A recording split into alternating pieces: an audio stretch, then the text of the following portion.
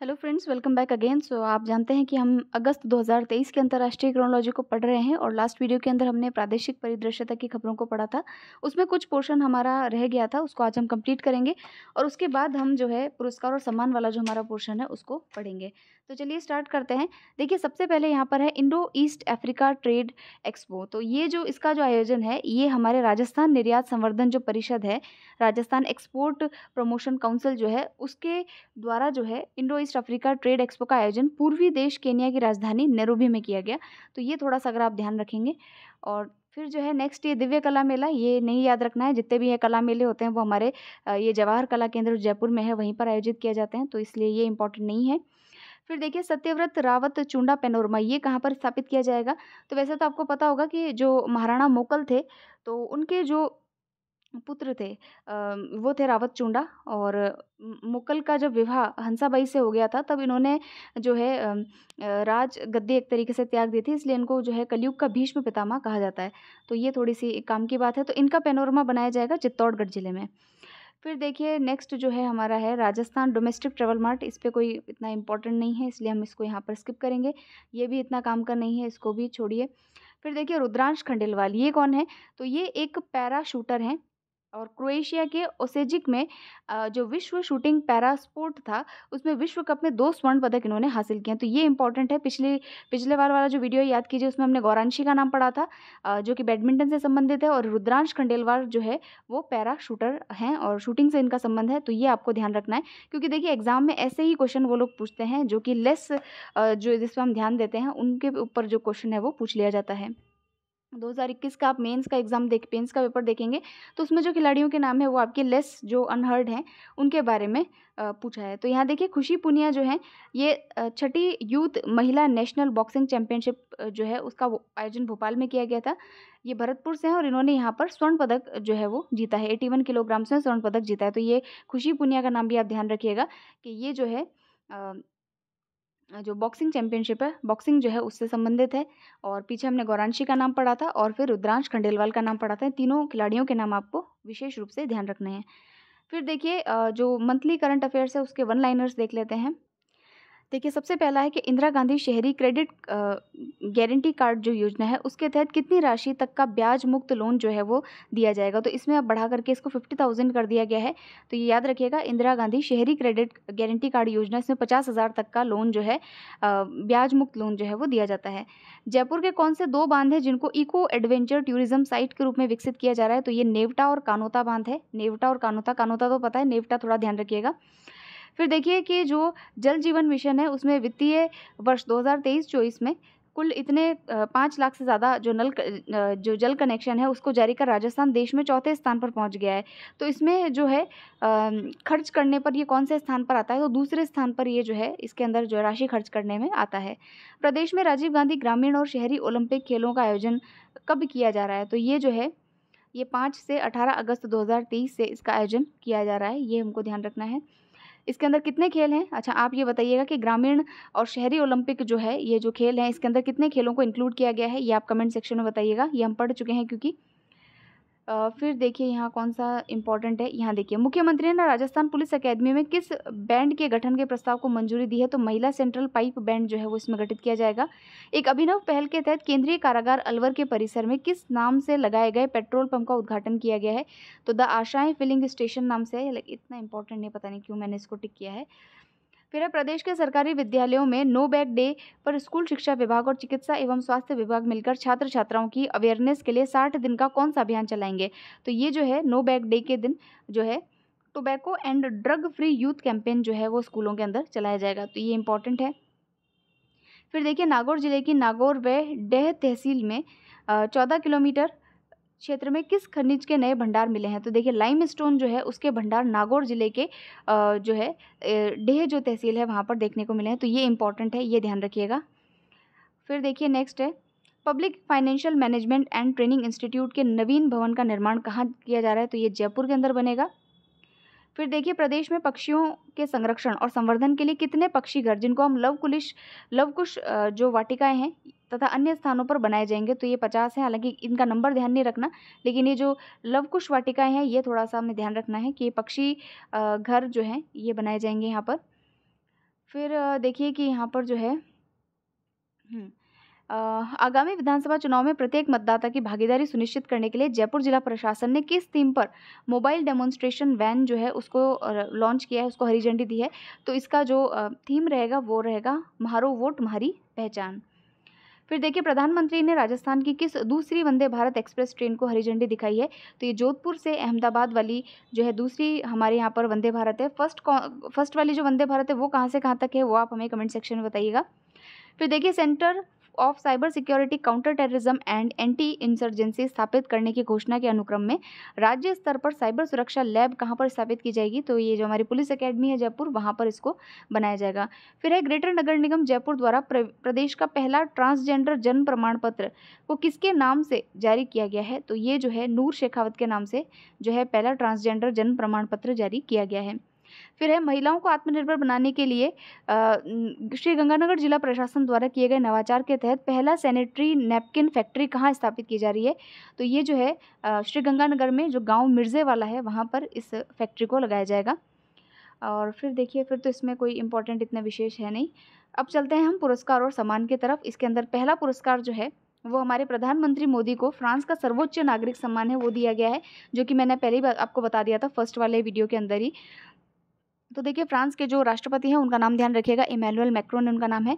इन्होंने Grand Cross of the Legion of Honour, तो Grand Cross आप याद रखिएगा, ग्रैंड क्रॉस कहाँ का है, फ्रांस का सर्वोच्च नागरिक सम्मान है जो कि हमारे प्राइम मिनिस्टर को दिया गया है। और ये देखिए कि विगत 9 वर्षों में प्रधानमंत्री जी को मिला हुआ 14वां सम्मान है यहाँ पर। और ये जो है फ्रांसीसी अलंकरण है, गतिविधि से योग्य नागरिकों को दिया जाता है। ठीक है, बस इतना ही आपको ध्यान रखना है इसमें। इसके अलावा अगर आप देखें तो बड़ी बड़ी हस्तियों को ये पुरस्कार मिला है, जैसे कि Nelson Mandela, King Charles, German chancellor Angela Merkel, संयुक्त राष्ट्र के पूर्व महासचिव बुट्रोस घाली और रूसी राष्ट्रपति व्लादिमीर पुतिन को भी ये पुरस्कार दिया जा चुका है।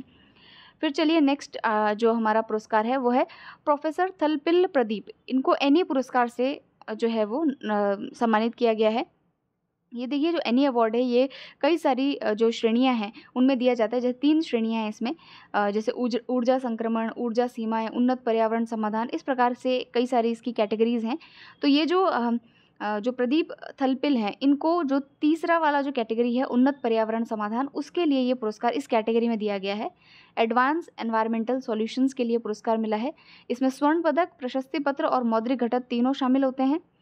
और हो सकता है देखिए कि करंट अफेयर्स के नाम पे इस प्रकार के पुरस्कारों में से क्वेश्चन पूछ ले प्रीलिम्स में, तो आप ध्यान रखिएगा। 2007 में ये पुरस्कार दिया जाने लगा था, ये 15वां इसका संस्करण है।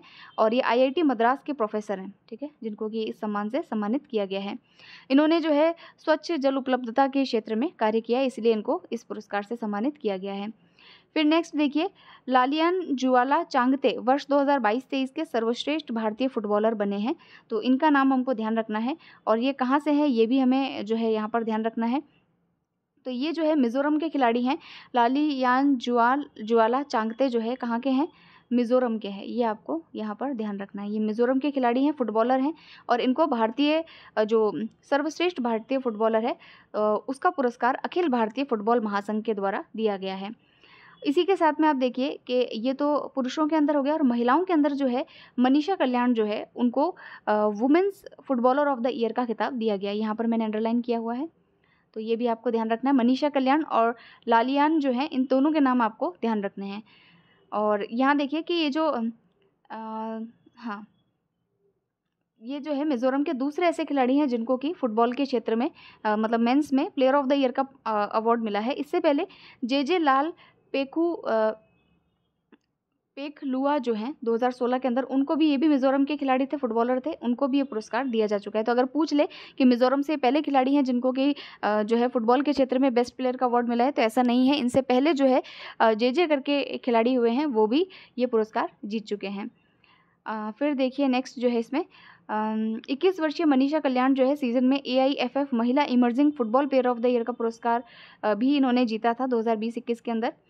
और अच्छा एक चीज़ और इसमें एक फैक्ट है कि बाला देवी 3 और बेम्बेम देवी 2 के बाद मनीषा कल्याण 2 या अधिक बार व्यक्तिगत पुरस्कार जीतने वाली तीसरी भारतीय महिला फुटबॉलर बन गई है। तो इतना फैक्ट याद नहीं रहे, लेकिन आप ये ध्यान रखिएगा कि बाला देवी और बेम्बेम देवी जो है ये भी किससे संबंधित है, फुटबॉल से संबंधित ये खिलाड़ी हैं। फिर देखिए ये तो हो गया यहाँ पर। हाँ, अब emerging player of the year का अवार्ड है 2022-23 का, वो आकाश मिश्रा को दिया गया है। तो ये भी फुटबॉल से संबंधित है। इन तीनों ही खिलाड़ियों के नाम आपको यहाँ पर ध्यान रखने हैं। और तो इसमें काफ़ी सारे हैं, लेकिन आपको भारतीय जो हैं उनके बारे में आपको पता होना चाहिए। फिर चलते हैं नेक्स्ट जो है पेन पिंटर पुरस्कार। तो ये पेन पिंटर पुरस्कार क्या है?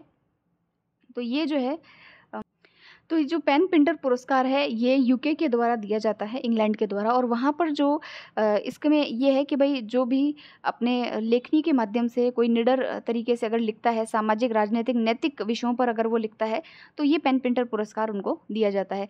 तो 2023 का जो पुरस्कार है वो माइकल रॉसेन को दिया गया है। ये प्रसिद्ध कवि और लेखक हैं, उनको ये पुरस्कार जो है उनके साहित्यिक योगदान के लिए दिया गया है। अब देखिए ये जो पुरस्कार है ये यूके, आयरलैंड और राष्ट्रमंडल के जो लेखक होते हैं उन्हीं को ही दिया जाता है। सलमान रुश्दी के बारे में आपने सुना होगा, उनको भी ये पुरस्कार जो है यहाँ पर 2014 के अंदर दिया गया था। तो ये थोड़ी सी काम की बात थी इसमें। फिर चलते हैं हम नेक्स्ट आर्टिकल पे, जो कि है यूके इंडिया अवार्ड्स को लेकर के।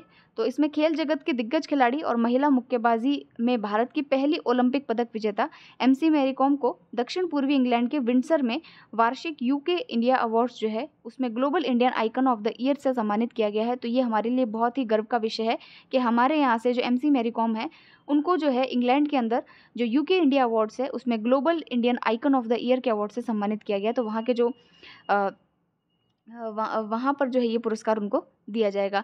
उसके अलावा देखिए कि ऑस्कर नामित एलिजाबेथ द गोल्डन एज के जो निर्माता है, डायरेक्टर हैं शेखर कपूर, उनको यूके इंडिया वीक के हिस्से के रूप में इंडिया ग्लोबल फोरम के द्वारा आयोजित पुरस्कारों में लाइफ टाइम अचीवमेंट पुरस्कार भी दिया जाएगा। तो भारत की तरफ से जो है ये 2 व्यक्ति हैं जिनको कि ये पुरस्कार दिया जा रहा है।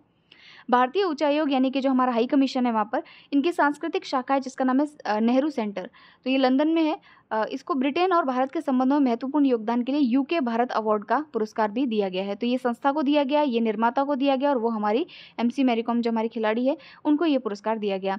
अब देखिए ये जो पुरस्कार है ये व्यापार, पेशेवर सेवाएं, सरकार, संस्कृति और सामाजिक प्रभाव के लोगों में उत्कृष्ट योगदान और दोनों देशों के द्विपक्षीय संबंधों को मजबूत करने में उनकी उल्लेखनीय उपलब्धियों के लिए जो है वो दिया जाता है। तो ये इसमें थोड़ी सी काम की बात थी। अब देखिए भारतीय सिनेमा के राइजिंग ग्लोबल सुपरस्टार पुरस्कार से सम्मानित किसको किया गया है? तो ये तो खैर कौन पूछता है, ये कार्तिक आर्यन है, कोई नहीं पूछेगा। फिर देखिए यूनाइटेड किंगडम के प्रधानमंत्री ऋषि सुनक द्वारा हाल ही में यूके भारत सप्ताह समारोह के दौरान किस अनुभवी सैनिक को प्रतिष्ठित पॉइंट ऑफ लाइट पुरस्कार दिया गया है? तो ये एक सैनिक है जिनको कि ये पुरस्कार दिया है, इनका नाम है राजेंद्र सिंह धट्ट। तो उनको ये पुरस्कार दिया है और ये हमने पढ़ी लिया अभी। What's Love Got to Do with It film के लिए बेस्ट डायरेक्टर का ब्रिटिश नेशनल अवार्ड किसे दिया गया? तो शेखर कपूर को ये पुरस्कार दिया गया है। फिर ये युवा संवाद कार्यक्रम ये काम का नहीं है। हाँ, किस भारतीय कंपनी को पावर ट्रांसमिशन सेक्टर में इंस्टीट्यूट ऑफ डायरेक्टर्स की ओर से golden peacock environment management award दिया गया है? तो ये अदानी ट्रांसमिशन लिमिटेड है, उसको ये अवार्ड दिया गया है। तो ये भी खैर इतना इंपॉर्टेंट नहीं है। यहाँ पर जो आगे वाले जो पुरस्कार थे, एनी अवार्ड है आपका, ये जो सर्वश्रेष्ठ फुटबॉलर वाला अवार्ड है, प्रधानमंत्री को जो इस बार 14वां सम्मान मिला है ये है, और इसके अलावा यूके इंडिया के कुछ अवार्ड्स हैं, ये आप थोड़ा ध्यान रखिएगा। तो पुरस्कारों में इस बार कुछ ज़्यादा इतने सारे फैक्ट्स आपको याद नहीं रखने हैं, 2-3 बार पढ़ेंगे आपको अच्छे से याद हो जाएंगे। अब जो नेक्स्ट हमारा होगा वो हम खेल परिदृश्य को पढ़ेंगे, लेकिन इसके लिए हम नेक्स्ट वीडियो बनाएंगे। सो मिलते हैं नेक्स्ट वीडियो के अंदर। Thank you very much for listening.